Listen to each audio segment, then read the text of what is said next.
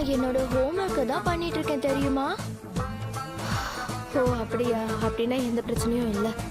சீக்கிரம் ஹோம்ஒர்க் முடிச்சுட்டு சீக்கிரம் கிளம்பிடணும். நான் இங்கேயே இருக்க விட்டுரு.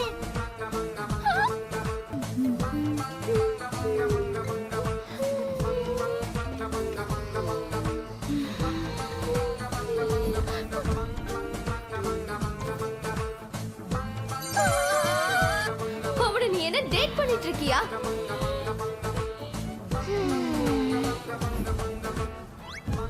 இதான் உங்களுக்கு தெரியுதா?